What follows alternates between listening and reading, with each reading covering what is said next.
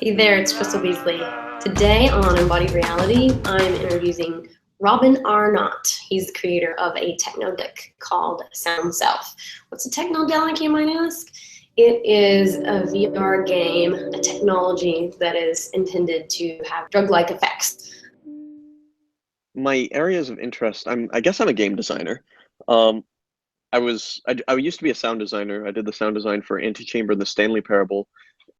Every moment that the orders came in, as though he had been made exactly for this job. And I really learned game design by working for Alex Bruce, who made Antichamber, who's a genius game designer and has a really, really deep philosophy of game design. And being exposed to that for the years I was working on Antichamber, I don't think I realized it at the time, but I was really developing my own game design sensibilities and developing a craft for it. And so I'm a game designer, but I'm also just as outside of my creative work, I'm a very avid explorer of consciousness, of states of consciousness. I practice meditation. I take psychedelics occasionally, and it's definitely my biggest hobby is just exploring consciousness, what it is to be conscious, what it is to be alive, from an experiential perspective, but also from I love the theories and stuff behind it, and I love meeting these entrepreneurs and people who are working on technologies that alter the way we experience consciousness. And I've sort of found myself more and more deeply involved in this space and finding that, oh, I'm creating this technology that comes deeply from a consciousness hacking or psychedelic tradition, but also deeply from a game design tradition. And that's SoundSelf. SoundSelf is I am so clear on games, on video games. They are clearly to me the most entrancing medium that humans have ever produced for humans. Um, they are so powerful at structuring our conscious experience, which is why so many young people, especially, can become quite easily addicted to video games. So, for my work on SoundSelf, I've been taking that incredible entrancing power of game design and using it to alter a person's experience of consciousness instead of altering a person's sort of state of consciousness or give them a heightened flow state, give them a reflection on the conscious experience itself.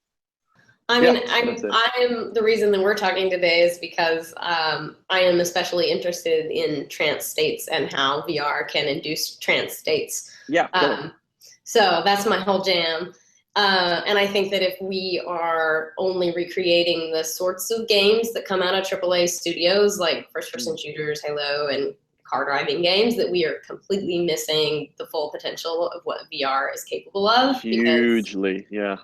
when you have the full body as the controller instead of this, which is all about agency, like we have so much agency in our fingers and Yeah, so much exactly. language in our fingers. Yes. But using the entire body is a whole different interaction pattern. It can, I believe you're correct that it can help you access deeper levels of consciousness.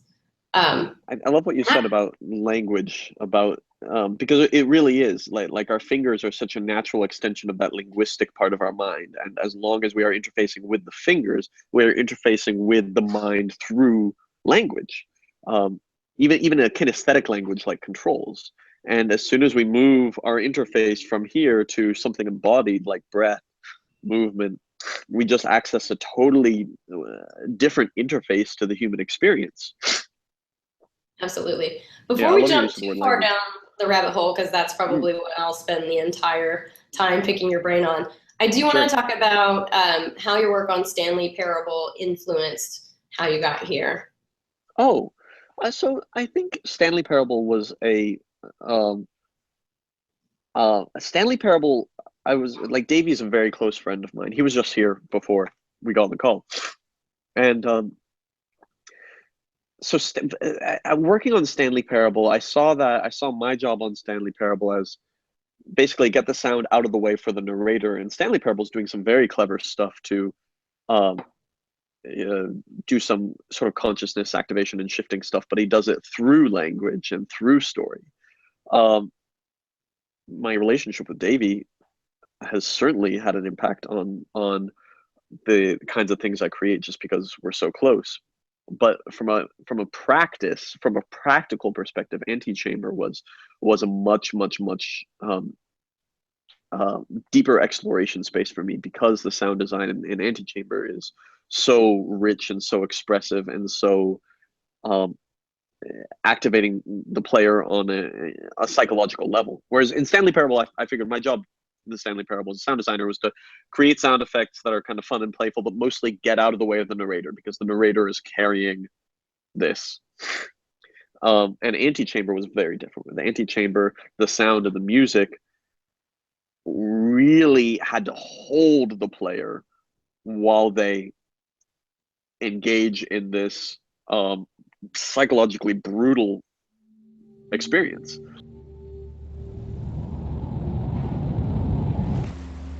Of moving from lateral thinking to linear thinking to lateral thinking to linear thinking. I saw my job as a sound designer was to create this sonic environment that could hold you and make you feel safe and curious, so that you could undergo that that gauntlet. And doing Antichamber, man, like, I think what always drew me to sound design was that sound design does work in a pre-linguistic part of our experience.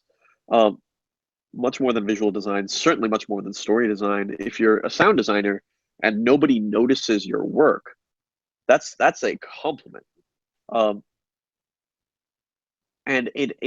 one of the things that I take a lot of pride in is Antichamber sound design is incredibly weird. It's really weird. It's dissonant with the visuals. And even though the sound design in Antichamber is so bizarre, people don't talk about it very often because they don't notice it very often. They don't notice it very often because it is, I think, integrated so well into the experience to just hold and hug your psychology to keep you focused on the puzzle experience.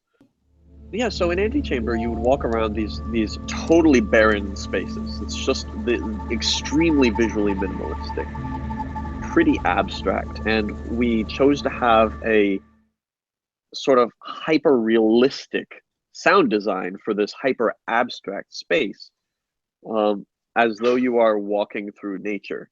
So what you see is these white cubic rooms, and what you hear is your footsteps, your bare footsteps on grass. That's amazing. And birds chirping and things like that. And what that did is these are just sounds that like remind us, like touch us in a really deep space to make us feel safe. You hear birds chirping, and there's something really deep. It's not learned, it is evolved. When we hear birds chirping, we feel safe. Because when the birds stop chirping, that's when a predator might be around. Right. So I just studied sort of the psychology of sound a lot in that game in order to bypass the linguistic part of the mind and just touch their body. And so working on Antichamber and also working on my weird suffocation game, Deep Sea, these are all, I've always practiced bypassing the mind, bypassing language in order to touch the player in an embodied way. That's sort of just always been my mode of working. And SoundSelf has taken that to a really, really extreme place, because I'm actually doing everything in my power to completely deactivate the linguistic experience, and give the player an opportunity to experience themselves void of the linguistic mind. I watched your excellent GDC talk. By the way, you can look in the links below. There'll be a link to it. You should definitely go check it out. And there's also a PDF workbook in it that's completely amazing. I'm super proud of that talk. There will be dissertations written on this, I'm sure. So you describe a top layer of narrative mind, the conscious mind. Oh, yeah. And then below that, you're activating the body, the feelings. What I put together for that talk was like pretty crude and pretty linear.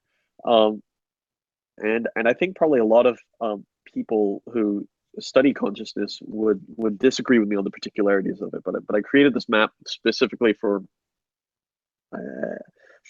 integrating this stuff and practicing activating us beneath our narrative experience for game designers, for game design. And as far as I can tell,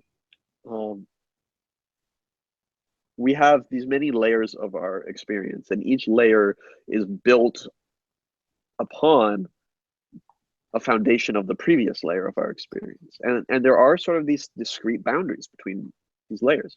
Like your mind has a very specific job, and its job is to identify things, draw boundaries around them. This is a thing, this is this is that. This is this is not this.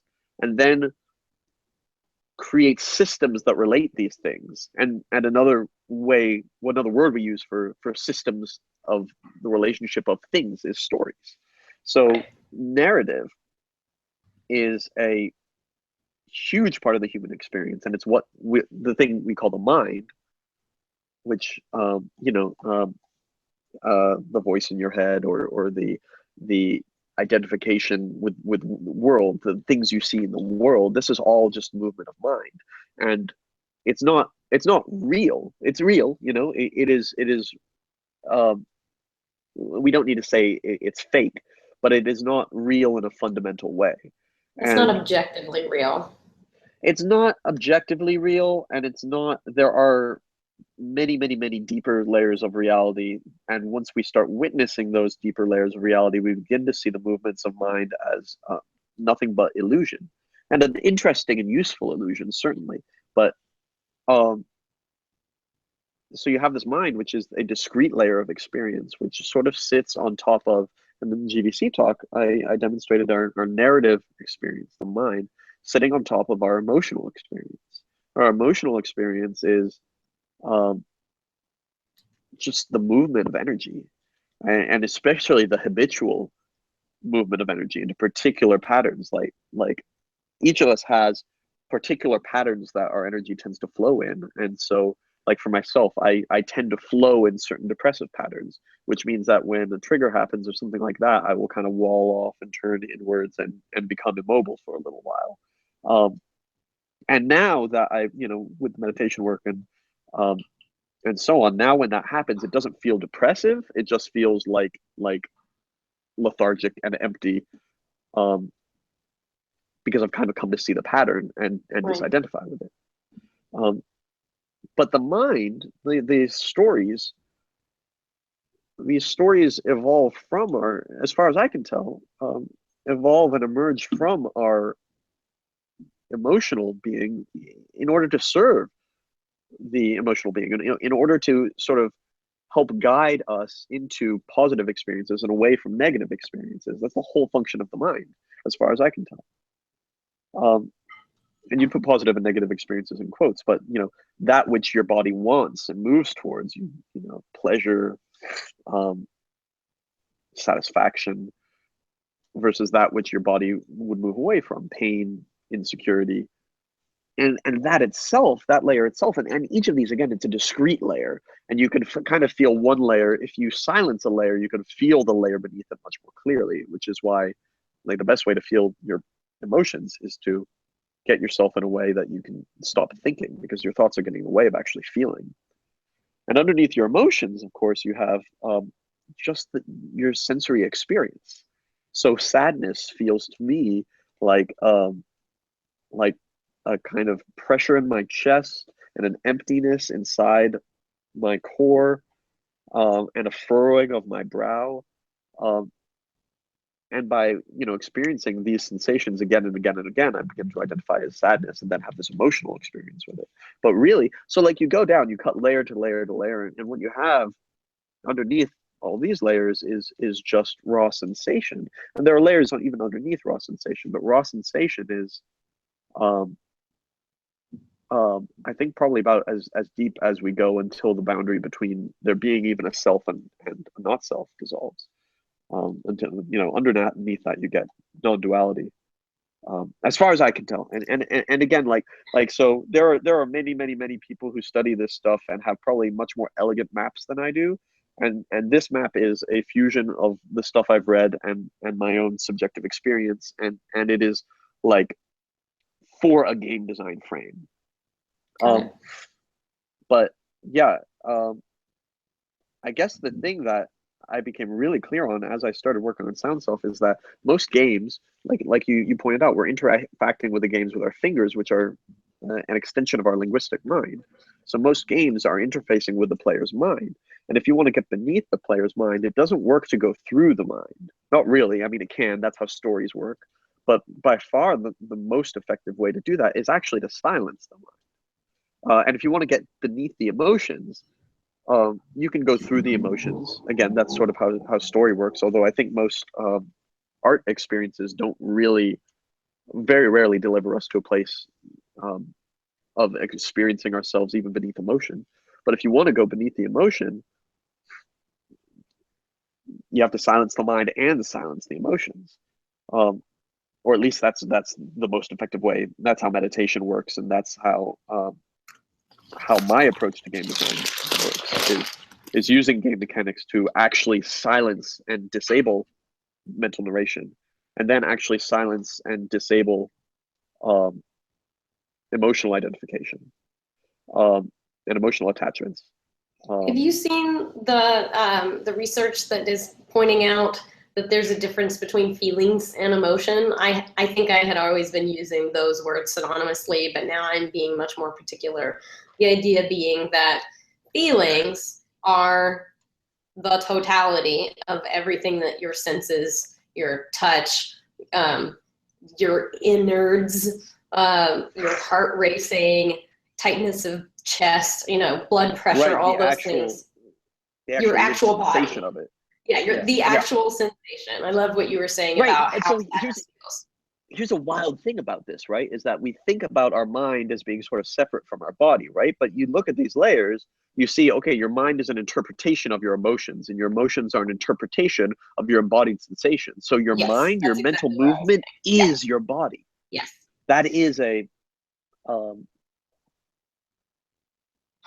and that, like, right there, that is a one, like if people can kind of witness that is a wonderful kind of way to just, once the mind realizes it is the body, so much of the noise just sort of shuts down.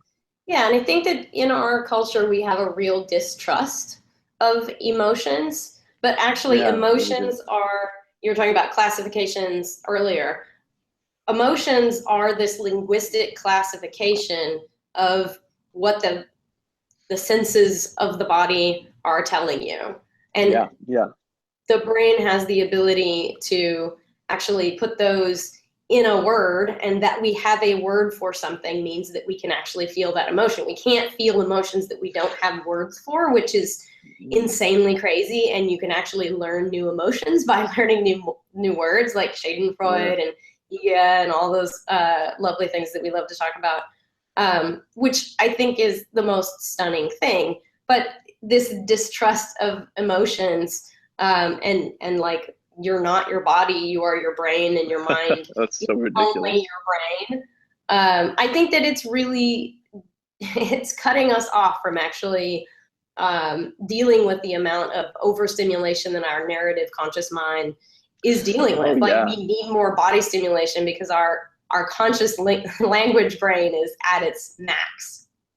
Well, and our conscious language brain is we are doing our best societally. We are working damn hard to keep overstimulating our narrative minds, because I think as a culture we are terrified. Well, we're terrified of death, and we're terrified of the narrative mind stopping, the story ending, and so we do everything we can to keep the narrative mind stimulated, because as soon as the narrative mind stops being stimulated, we have to actually feel our emotions and feel what's underneath that.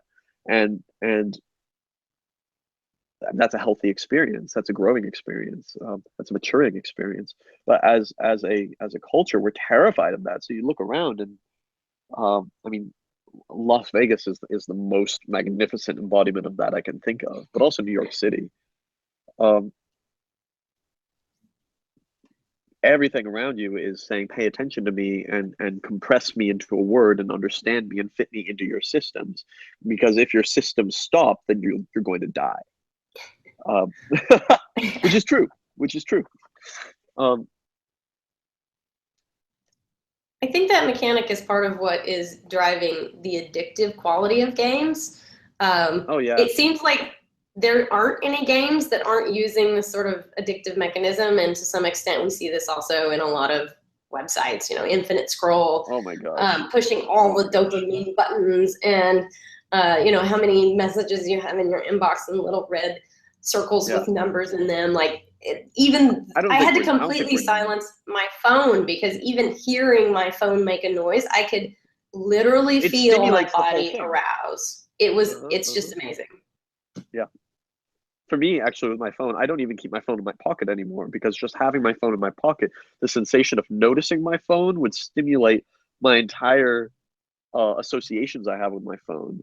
And so as soon as I would notice the pressure in my pocket, I would go into these mental spirals and get out of my embodied experience at the moment. And you said earlier, something about us being maxed out on mental stimulation. I don't think we're anywhere near maxed out yet. I think the world is gonna, as we get more pressure to become more embodied, or as this sort of wisdom to kind of touch down into our body and then touch down through our body into the reality that is transpersonal. I believe we are seeing, and we will continue to see, a reaction from the mind to say, no, keep paying attention. And I think it's gonna like our attention spans are shortening, and that's a side effect of us being more linguistically engaged. And I think that there's plenty more room for us to just become more addicted and more linguistically engaged. And I think we're going to see more of that as that status quo and paradigm is threatened by a recognition of our embodied reality. So that's my shtick on it. Yeah, no, I completely agree. There's a lot of interesting research that points to the primacy of the body. That if you give like a video of a person saying things, and even their face can agree with what they're saying, but if their body language does not agree with what they're saying, we will believe the body. Almost in every case, people who are at all paying attention are gonna believe the body, and it's so powerful, and we are so like you can't have a gut feeling without a gut. It's just actually not. It's not an idiom. It's literal. That metaphor is real. You can't have a thought without an embodied experience of thinking. That thought experience, it does have an embodied sensation. You can feel it. Well, it was a non-digital experience that inspired SoundSelf, if I understand it right. It was, tell us a little bit about how that happened. Well, I was at Burning Man, and I was on a very small amount of LSD. And I'd had witnesses, experiences of the transcendent before, but I think they hadn't shaken me enough that my narrative mind couldn't kind of pull the pieces back together really quickly, So I'd had glimpses, and then my mind would become terrified because those glimpses reveal the illusion of the mind and pull the pieces back together very quickly. But on LSD, in an environment that was so filled with sound, this was an installation called ReOnion at Burning Man. I started chanting just to feel my body and to feel my voice. And just as I began chanting, the music of this installation itself filled with voices. And my intuitive identification with my own voice slipped up a little bit. The job of my identification, the job of my identity is to create a clear boundary between self and other, right? But it's not perfect, and slipped up a little bit, and it gave me an experience of identifying both with my voice and with the voices I was hearing. And as soon as I noticed that, instead of pulling the pieces back together, which is what the mind usually does, it shattered. The whole thing shattered. And that was my first oneness experience. And I realized months later, as I was thinking about a game design, as I was thinking about a music game design, I was thinking, what kind of music game could I make with this particular musical collaborator I was really interested in working with? And that experience, the memory of that experience, not the memory of the oneness experience itself, but the memory of everything slipping away came back to me.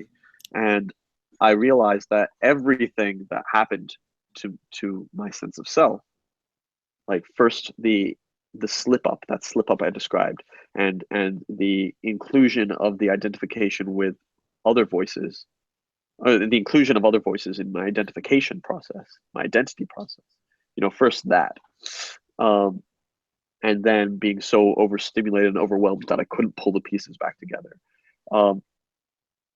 That whole, the dominoes, this domino falls, that pushes this domino to fall, that pushes this, the system of events that occurred to me to give me that first oneness experience, I realized I could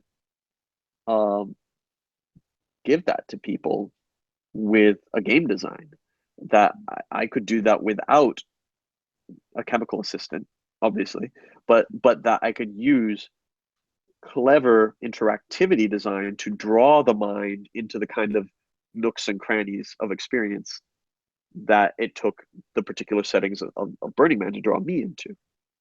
Well, lots of game designers have gone to Burning Man and done LSD and didn't end up making anything like this. I think what it is there's a lot of assumptions about what game design is for. If you have a hammer, and you use that hammer every day to build houses, you use that hammer every day to apply pressure in a certain way, then at some point, I think the hammer just becomes the way that you apply pressure in that way, And in this metaphor, game design is the hammer, game design is the tool. And I think it makes a lot of sense that, this tool has been used basically exclusively, maybe not even basically exclusively, maybe completely exclusively, for as long as games have existed, to activate people through their mind. So you could give a person a very emotional experience, but you will be getting to them through their mind. Right, like Journey is a story. Yes, Journey is a story. And it's a story and you control it with your fingers. You also might give a player a very embodied experience, but you're going to be activating them through the mind and through things that they already know. I'm thinking about Dance Central. Dance Central is something that has you dance, but it's constantly engaging your mind at the same time with things you're trying to learn and so on. So do you think the same is true of DDR? Yeah, absolutely. The same is true of DDR. You have, because in each of these games, in each of these embodied games experiences, you have a goal, and that goal frames your, just having a goal immediately frames your consciousness into an optimization pattern, and that optimization pattern is a function of mind. So I think it's just that I realized, okay, so if imagine it's a tower, and the mind's up here, and the mind is sitting on the foundation of the emotions, and the emotions are sitting on the foundations of the body, and the body is sitting on the foundations of just raw sense data, and raw sense data is just sitting on consciousness. So you have this tower here, and game design has always gone from the top down. And I think I just realized that instead of coming from the top down, I can use game design to numb these top layers, literally numb them, deactivate them, overstimulate them, whatever, make it so they don't work anymore. And then, now that they're not working anymore, shift consciousness on these deeper layers. Because, I mean, game design does shift consciousness. It's just like it shifts consciousness from where it's accessing consciousness. And if it's accessing consciousness through the mind, then the way it shifts consciousness is by shifting the mind. And I think I just realized that I could instead use game design to silence those top layers and have that shifting experience happen on the lower layer instead. Which is a very, very, very different use of game design to how I think it's just about ever been used before. But it's still the same tool. Yeah, it's really amazing. I think that, you know, every craft has its paradigms, and those paradigms are so settled naturally. Hey, buddy. Those so paradigms are so settled, and those paradigms sort of help us do a good job because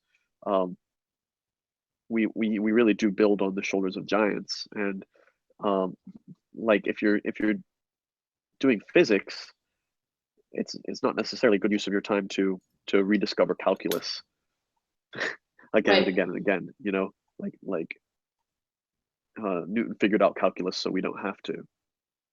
Right, and somebody figured out how to make you know, abstractions to even the concept that there is an abstraction, going all the way back to probably like obsidian axes in the very first tool making. I mean, once you start trying to unravel that, the chain of dependencies, like it literally goes all the way back to obsidian axes. And we are absolutely standing on the shoulders of what came before. And I think that there's this sort of ethos, the Silicon Valley tech programmer ethos, that is like, I did it all by myself. I read the fucking manual. I didn't need anybody else's help, and I can create anything that I want. And it just cracks me up. I'm like, do you have any idea the extent to which you live in a civilization that has shaped, like literally physically shaped your brain? Like your concept of even what you're doing. Like, there's nothing about your experience. There's nothing about your experience that hasn't been informed by everybody that has come before you. And like, unless you're gonna sit in your garage with peanut butter and some sticks and make a virtual reality experience, like what experience you're making is very much shaped by the engine that you're coding it in, the sort of economics of how you could make that sustainable, dramatically influence what kind of content gets published. And I'm wondering, as you were developing SoundSelf, if you felt like you had nearly as much, like, did you feel like you had to just start from scratch? And no, because I wasn't starting from scratch. It's just I wasn't working on the same lineage, the same shoulders as most game designers do. Instead of developing from a lineage that includes every video game you can think of and every game you can think of, I was instead using the wisdom of that lineage. And there's a lot of wisdom, you know, using my understanding of game design to look at what is conventionally a different lineage, which is meditation. And then looking through the meditation lineage through the frame that was given to me by the game design lineage, I could recognize meditation is a game. Literally, if you're sitting down to meditate, you might first, you know, draw your attention to your breath, and then notice that your mind is wandering, and draw your attention back to breath, or whatever, like a simple mindfulness meditation. That's a game. That's a game you're playing. It has rules. It's a set of systems, and by playing the set of systems, your mind is shaped in a way that is very different to how most games shift your mind. So I think it's actually not that I was going back to before the game design lineage. It's that I was looking at what is traditionally seen as a different lineage, which is meditation, through the lens given to me by my own lineage of game design, and realizing that I could just use all of these tools to make a meditation, to do what meditation does instead of to do what video games do. Yeah, so it's just a different lineage. It's just a different lineage, but using the tools of the game design lineage. Yeah, I think what's exciting for me is the thought that we can start to catalog and create like pattern languages for how to create different trance states. There's actually more of a recipe to it than I think people think. What you were talking about with there's rules for meditation. First of all, there's rules, and there was rules for speaking in tongues too. And there's different kind of trances. So my work in the show is to start to catalog all that stuff out. Here is how you can use the 7 elements to look at any trance and start to pick apart what you do with your body to create that, what the recipe is. One trance. Yeah. And then once you know the recipe, you can access that recipe through any medium. You can access it through game design. You can access it through architecture. Exactly. And that was the reason that I got in VR in the first place, is because it actually can hijack your senses. And I think even more than that, it can give you sensations that you would never have in the real world. And I think there's a lot of, obviously SoundSelf is doing that. SoundSelf is using these visuals that are completely impossible. Some of them, I don't know how to describe them, but the ones, there was a very large X, and it felt like I was looking at something that was on maybe two different planes. I don't know if you were messing with stereo to confuse. Can you talk about some of the things that you did in the visuals to confuse the visual system? I'm using virtual reality, but I'm using it, again, for different means than most people are using virtual reality, or for different ends than most people are using virtual reality. So something I would often get asked by people is about using VR and about using 3D in VR is, hey, I want to be able to move my head around and like, wow, there's this cool form here. I want to be able to move around and see it. And that makes sense if you're developing a game for a player who is a human being. If instead of developing for a human being, you're developing for a cluster of sensory data that you might at some point label a human being, it's not as obvious a decision. And what I found is as soon as the visuals are anything but complete abstraction,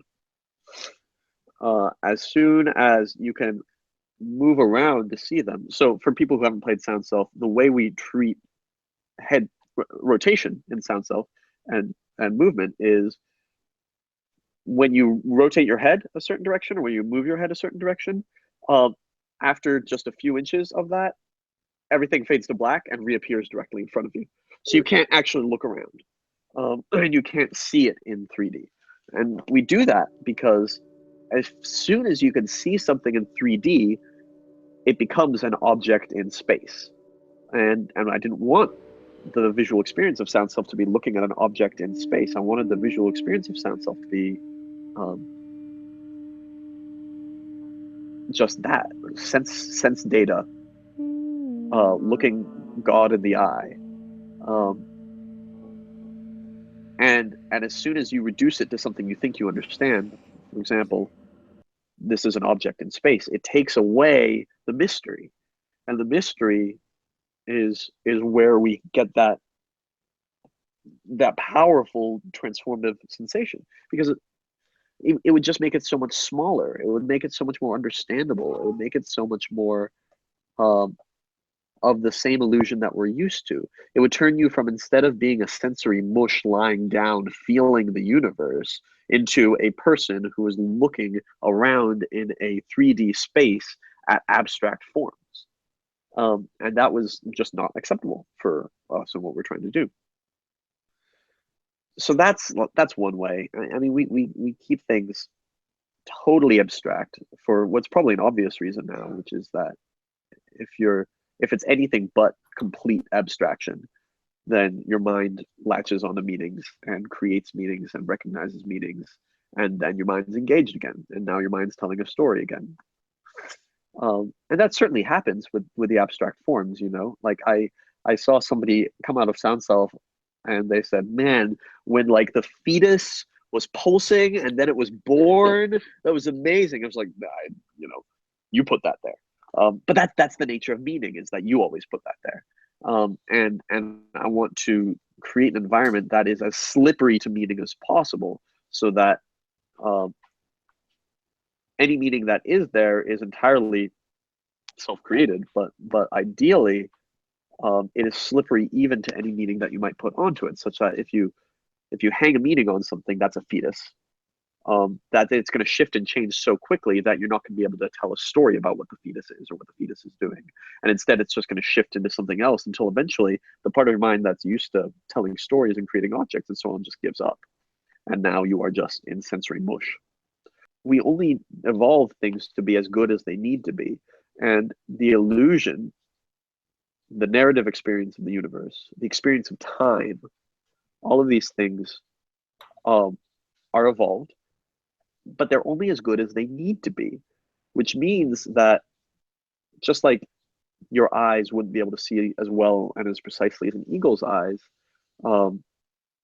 so the narrative is only so compelling, and it only needs to be compelling enough to be convincing. And it doesn't take a lot of work to see past that and realize it's just an illusion. It really doesn't take a lot of work. It happens to us all the time. Every day we see the illusion shatter. It's just we're so used to putting the illusion back together again really quickly. And as soon as you notice the illusion shattering, which is happening all the time anyway,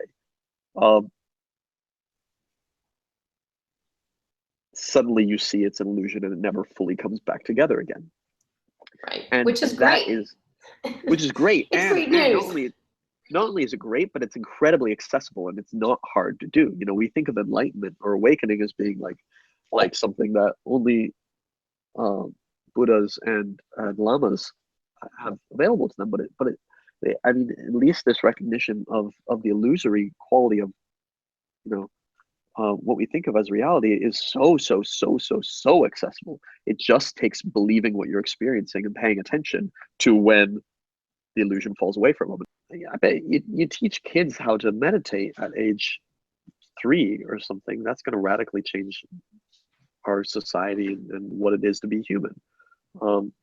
You teach kids to bike ride, whatever, but also we can teach kids from a very young age to experience a high level of distractibility and pleasure seeking. These tools are remarkable, and unfortunately their default use is towards distraction and pleasure seeking. A conscious relationship with addiction is it's like addiction is the thing, and I think as we embrace these new technologies, we have to be very, very, very deliberate about doing so in a way that doesn't nourish our addictions as much as it. Of course, it's going to some degree. We all have multitudes of addictions, and I think it's like trying to get away from your addictions can be as much of an addiction as any of the other addictions. But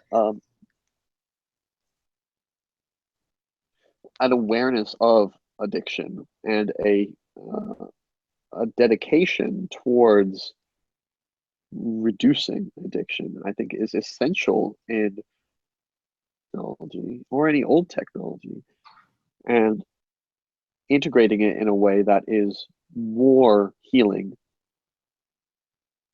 and creates a better, more humane world. And without that intention, those technologies will necessarily feed addictions, which will create more slavery. We're humans. It's human nature to be addicted, to find addictions. I guess the question I have is, how does this particularly powerful and engrossing technology, how can this particular powerful and engrossing technology interface with that balance between addiction and slavery on the one hand, freedom? And I think I do, maybe you and I differ this way, but I do see these as a continuum. I don't see them as orthogonal. Um, how do these technologies like fully embrace our addictive patterns, and how do these technologies fully embrace our patterns moving towards freedom and consciousness and awakening and awareness?